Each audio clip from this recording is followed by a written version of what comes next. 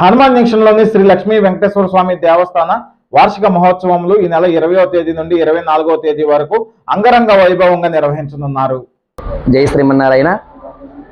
ప్రియ భగవద్బంధులారా, సర్వాంగ సుందరుడు, అఖిలాండకోటి బ్రహ్మాండ నాయకుడు, కలియుగ ప్రత్యక్ష దైవమైన మన వెంకటేశ్వర స్వామి ఎంతో విశేషంగా హనుమాన్ జంక్షన్ నూజివీడులో సర్వాంగ సుందరంగా వేయించేసి అనేక మంది భక్తుల యొక్క అర్చనలు అందుకుంటూ అందరి క్రొంగు బంగారమై అందరినీ అనుగ్రహిస్తున్నటువంటి స్వామి వెంకటేశ్వరుడు. మన వెంకటేశ్వర స్వామి తిరుమల కొండలో ఏ విధంగా ఉంటారో అక్కడ భక్తులు అక్కడ దాకా వచ్చి దర్శించుకోలేరు అని మనందరి కోసమే హనుమాన్ జంక్షన్ వచ్చి ఇక్కడ వేయించేసి అందరిని అనుగ్రహిస్తున్నారు. అటువంటి శ్రీ వెంకటేశ్వర స్వామికి ప్రతి సంవత్సరం కూడా వార్షిక బ్రహ్మోత్సవ కార్యక్రమాలు జరుగుతూ ఉంటాయి. అయితే చైత్రమాస బహుళ సప్తమి మొదలు ఏకాదశి వరకు కూడా ఈ యొక్క బ్రహ్మోత్సవాలు జరుగుతూ ఉంటాయి. అవి రేపటి నుంచి ప్రారంభమవుతున్నాయి. రేపటి నుంచి మొదలై ఈ యొక్క ఉత్సవాల్లో కార్యక్రమంలో భాగంగా రేపటి రోజు ఉదయం స్వామికి విశేషంగా అష్టోత్తర సహిత కలశాభిషేకం, 108 కలశాలలో విశేషంగా క్షీరాభిషేకం, అనంతరం నదీ తీర్థము, ప్రతి ఇంటి దగ్గర నుంచి ఒక బింది నీళ్లు తీసుకువస్తే ఆ బిందులో పసుపు గంధము కలిపి ఒక పసుపు కొమ్ము దారం కింద చుట్టి ఆ బిందు నీళ్ళతో స్వామి ఎంతో విశేషంగా ఈ యొక్క జలతో నీళ్ళతో స్వామికి అభిషేకం జరుగుతుంటుంది. ఎందుకయ్యా అంటే జరుగుతున్న విష్ణుగర్తలకు ఎవరికి ఇబ్బంది కలగకుండా పాడి పంటని కూడా బాగుండాలి, చక్కగా వెంకటేశ్వర స్వామి అనుగ్రహం అందరికీ కలగాలి అనేటువంటి ఎంతో విశేషమైనటువంటి కార్యక్రమంతో ఇది గత 2-3 సంవత్సరాల నుంచి ఎంతో వైభవంగా జరిపిస్తున్నాం. అనేక మంది భక్తులు కూడా రేపటి రోజున నీలబిందులు తీసుకొచ్చి స్వామి అభిషేకం జరుగుతుంటుంది. అలా నీలబిందు అభిషేకం అవగానే స్వామిని పెళ్లి కొడుకుని చేయడం జరుగుతుంది. అక్కడి నుంచి మొదలవుతాయి ఈ బ్రహ్మోత్సవాలు. అయితే సాయంత్రం విశ్వక్సేన పూజ, పుణ్యాహవాచనం, అంకురార్పణ, దీక్షాధారణ, అఖండ స్థాపనతో ఈ కార్యక్రమాలు ప్రారంభమై చక్కగా ప్రతిరోజు ఒక్కొక్క వైభవాన్ని స్వామి జరుగుతూ ఉంటాయి. రేపటితో ఎల్లుండ చక్క ఉదయం అగ్ని స్థాపన ఎంతో విశేషంగా, రేపు సాయంత్రం గరుడపట ధ్వజారోహణ కూడా ఉంటుంది. సంతానార్థులు ఎవరైతే సంతానం లేక బాధపడుతున్నారో వాళ్ళందరికీ కూడా రేపటి రోజున ధ్వజస్తంభం దగ్గర అనేక దేవతల్ని ఆవాహన చేసి గరుడ ప్రసాదాన్ని కూడా అందించడం జరుగుతుంది. ఆపై తర్వాత మరుసటి రోజు 2వ రోజున 21వ తేదీన ఉదయం మూలమంత్ర హవనములు, ఎంతో విశేషమంటే స్వామి యొక్క హవనములు, కుంభార్చన కార్యక్రమాలు, తీర్థప్రసాద గోష్ఠి, స్వామికి విశేషమైన అర్చనలు కూడా జరుగుతూ ఉంటాయి. అలాగే రేపు సాయంత్రం దైవిక రాయబారోత్సవం అనే కార్యక్రమం ఉంటుంది.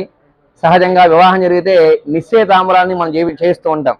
ఆడవ తరపున ఏంటి అసలు విశేషాలు, మగ తరపున ఏంటి విశేషాలు అని. ఇక్కడ కూడా అంతే. స్వామివారికి చక్కగా అమ్మవారికి కూడా అమ్మవారి యొక్క గుణగణాలని, చక్కగా స్వామి యొక్క గుణగణాలని ఇరువైపులా కూడా తెలియజేసిన దైవిక రాయబారోత్సవం అనే కార్యక్రమాన్ని చేసి ఇరువైపులా కళ్యాణోత్సవ సుముహూర్తాన్ని నిర్ణయించడమే దైవిక రాయబారోత్సవం.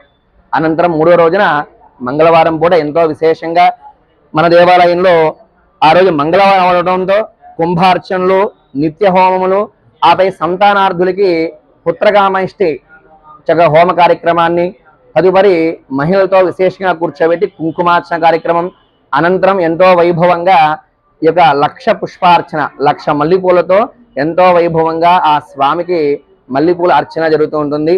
అనంతరం సాయంత్రం అంగరంగ వైభోగంగా 7 గంటలకి భక్తుల యొక్క సమక్షంలో శ్రీదేవి భూదేవి సమేత వెంకటేశ్వర స్వామి కళ్యాణ మహోత్సవ కార్యక్రమం జరుగును. అయితే ప్రతి సంవత్సరం ఈ కార్యక్రమం జరుగుతుంది.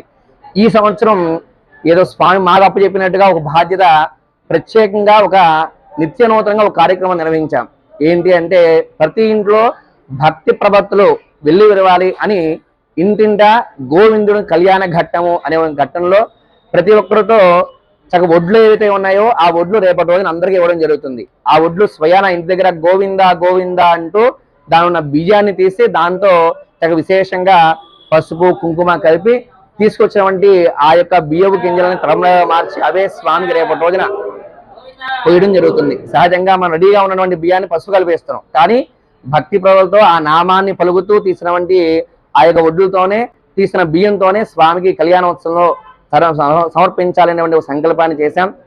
అక్కడితో స్వామి యొక్క కళ్యాణోత్సవం పూర్తవుతుంది. 4వ రోజు బుధవారం రోజున ఉదయం పూట ఎంతో విశేషంగా స్వామి సహస్రనామాలతో స్వామికి విశేషంగా హవన కార్యక్రమం, మూర్తి కుంభార్చన కార్యక్రమాలు పూర్తి చేసుకుని సాయంత్రం అంగరంగ వైభవంగా స్వామి గ్రామోత్సవం. మరి చాలా మంది భక్తులు కదిలి రావాలని రాలేరు కదా. మరి కదిలి రాకపోయినా వారిని అనుగ్రహించడం కోసమే గర్భాలయం గడపలను దాటి స్వామి గ్రామోత్సవంగా మన గ్రామం అంతా తిరుగుతూ ఉంటారు. చెప్పాలంటే గ్రహణాలు అనేకంగా మనకి కొన్ని సందర్భాల్లో గ్రహ కూటమి జరగడం వల్ల కొన్ని గ్రామాల్లో పిశాచ బాధలు అనేక బాధలు ఎక్కువ అవుతూ ఉంటాయంట. అందువల్ల ప్రజలు ఇబ్బంది పడుతుంటారు. అందుకోసమే ఇలాంటి ఉత్సవాలు జరిపి స్వామిని గ్రామోత్సవంగా మొత్తం తిప్పడం వల్ల అయ్యే మళ్ళీ యథాస్థానానికి వెళ్ళిపోయి గ్రామంలో ప్రజలంతా సుఖంగా జీవించేటువంటి ఉత్సవమే ఈ గ్రామోత్సవం. అలాంటి ఉత్సవం చక్కగా బుధవారం రోజున సాయంత్రం 4 గంటలకు మన దేవాలయం నుంచి భక్తులతో ప్రారంభమై అల్లకొల్ల చక్కగా ఎంతో విశేషంగా ఈ యొక్క గ్రామోత్సవం జరుగుతుంది. ఆపై 5వ రోజు చివరి రోజు, ఆ రోజున ఎంతో వైభవంగా మన దేవాలయంలో స్వామివారికి యథావిధిగా చక్కగా సుప్రభాత సేవ, అనంతరం సర్వదేవత హోమము, మూల హోమము, కొట్నాలు, వసంతోత్సవం, అవభృత స్నానము, కుంభ ప్రోక్షణ అంటారు. అంటే దేవాలయంలో సహజంగా సంవత్సరం ఒకసారి మొత్తం శుద్ధి చేయాలట. దానిలో భాగంగా దేవాలయంలో పైన శిఖరం దగ్గరికి ఆచార్యులంతా వెళ్ళి శిఖరానికి ఎంతో విశేషంగా ఆవుపాలతో అభిషేకాది కార్యక్రమాలు నిర్వహించి విశేషమైన పూర్ణాలని అక్కడ నైవేద్యంగా పెట్టి అవి మహాప్రసాదంగా అందరికీ కూడా పైనుంచి అందిస్తూ ఉంటారు. అవి భక్తులంతా కొంగులో పట్టడం వల్ల వారి కోరికలు తీరుతాయి అనేది ప్రతీతి. అక్కడి నుంచి మొదలు అవభృత స్నానము అని సాక్షాత్తు చక్ర పెరుమాళని గర్భాలయంలో మాత్రమే ఉంటారు. కేవలం ఈ బ్రహ్మోత్సవాల్లో 5వ రోజులు కొట్నాలు వసంతోత్సవం పూర్తయిన తర్వాత ఆ పెరుమాళని బయట తీసుకువచ్చి వచ్చిన ప్రతి ఒక్క భక్తులకి ఆ స్వామిని శిరస్సుపై ఉంచి ఎంతో వైభవంగా చక్కగా వారందరూ కూడా శ్రీచక్ర స్నానాన్ని చేయిస్తూ ఉంటాం. అది చేయడం వల్ల శరీరంలో సకల అనారోగ్య బాధలు తొలగి సంపూర్ణ ఆయుష్ ఆరోగ్యం కలుగుతుందని, అలాగే మనం చేసిన సకల దోషాలు హరించుకుపోతాయని, భగవద్ అనుగ్రహం వల్ల భగవత్ సేవలో తరించే యోగ్యతని ఆ యొక్క శ్రీచక్ర స్నానం కలిగిస్తుంది అనేది ప్రతీత. అందుకోసమే ఆ శ్రీచక్ర స్నానము మంగళహారతిలో ఉదయం కార్యక్రమం పూర్తి చేసుకుని సాయంత్రం మళ్ళీ యథావిధిగా ఈ యొక్క ఈ ధ్వజస్తంభాన్ని కట్టినటువంటి గరుడ అవరోహణ అనంతరం ఆ యొక్క వెంకటేశ్వర స్వామిని ప్రపంచాన్ని రక్షించే స్వామిని మన భుజస్కంధాలు మోసే గొప్ప అవకాశం. చక్కగా 12 ప్రదక్షిణాలతో 12 ప్రదక్షిణాలు అంటారు. ఒక్కొక్క ప్రదక్షిణానికి ఒక్కొక్క నైవేద్యాన్ని స్వామికి సమర్పిస్తూ తాళ మేళాలతో వేదాలతో సంకీర్తనలతో ఎంతో వైభవంగా 12 ప్రదక్షిణాలని సాయంత్రం చక్కగా 7 గంటలకు జరుగుతూ ఉంటుంది. తదుపరి 9 గంటలకి ఏకాంత సేవ అనేటువంటి క్రతువు ఎంతో వైభవంగా ఏకాంత సేవ అనేటువంటి దివ్య క్రతువు జరుగుతూ ఉంటుంది. స్వామివారిని పౌరం సేవగా పడుకోబెట్టి చతుర్వేదాలని సంకీర్తనల్ని స్వామికి విన్నవించి అనేక గోక్షీర నైవేద్యాలని స్వామి సమర్పించి ఏకాంత సేవతో ఈ కార్యక్రమాలు పూర్తవుతూ ఉంటాయి. ఇలా ప్రతి సంవత్సరం కూడా ఎంతో వైభవంగా మన వెంకటేశ్వర స్వామి దేవాలయం జరుగుతూ ఉంటుంది. హనుమాన్ జంక్షన్ న్యూయోర్క్లో సర్వాంగ సుందరంగా వేయించేసినటువంటి వెంకటేశ్వర స్వామి శ్రీవారి బ్రహ్మోత్సవాలకి భక్తులందరికీ ఇదే ఆచార్య తరపున శుభాహ్వాన్ని పలుకుతూ భక్తులంతా విశేషంగా ఈ శ్రీవారి బ్రహ్మోత్సవ కార్యక్రమంలో పాల్గొని స్వామి అనుగ్రహాన్ని పొందవలసిందిగా విన్నవిస్తూ ఉన్నాం. జరిగేటువంటి బ్రహ్మోత్సవ కార్యక్రమాల్లో సహజంగా ఉత్సవం అంటే ఎంతో ఖర్చు అవుతూ ఉంటుంది కదా.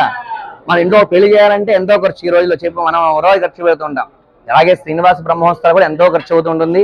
దీని నిమిత్తంగా వస్త్ర కైంకర్యాన్ని అనేక సేవలను అందిస్తూ మన ఆలయ ధర్మకర్తలు కాకాని బాబు గారు, వెంకటేశ్వర గారు, అరుణ గారు దంపతులు, అలాగే ఈ ప్రసాద కైంకర్యాలకి బ్రాహ్మణ భోజనాలకి జరిగేటువంటి అన్ని ఉత్సవ కార్యక్రమాల్లో తవ పూర్ణచంద్ర గారు, పద్మావతి గారు దంపతులు, అలాగే మన దేవాలయ ధర్మాదాయ శాఖ ఈవో గారు శ్రీనివాస్ గారు మన దేవస్థానం తరపున వారు ఒక 60,000 రూపాయలు మన దేవస్థానానికి తరపున ఈ ఉత్సవాలకి అందిస్తుంటారు. ఇవే కాకుండా మన ఈ ఉత్సవాల్లో సుంకర బోస్ గారు వారి తరపుగా వారు, అలాగే ఎలమంచి మూర్తి గారు, వీళ్ళందరూ కూడా వారు సహకారం అందిస్తూ ఈ కార్యక్రమాలు జరుగుతూ ఉంటాయి. అవే కాకుండా మేము కూడా భక్తులు ఆచార్యుడు అంటూ వారిని అడిగి అనేకంగా ఈ ఉత్సవాల్లో అందరినీ పాల్గొనేలా చేసుకుని పుష్ప కైంకర్య సేవ, ప్రసాద కైంకర్య సేవ, స్వామి వీర సేవ అంటూ అనేక సేవల్లో భక్తుల్ని అనుమయిస్తూ ఈ కార్యక్రమం జరుగుతున్నది. ఒక్కరితో జరిగేది కాకుండా నలుగురు చేయవేస్తే అంగరంగ వైభవంగా జరిగే ఈ ఉత్సవంలో అందరికీ అవకాశం ఇద్దామని భక్తులందరూ సహకరిస్తే జరిగే ఈ ఉత్సవంలో అందరం పాల్గొందాం, స్వామి అనుగ్రహాన్ని పొందుదాం. జై శ్రీమన్నారాయణ.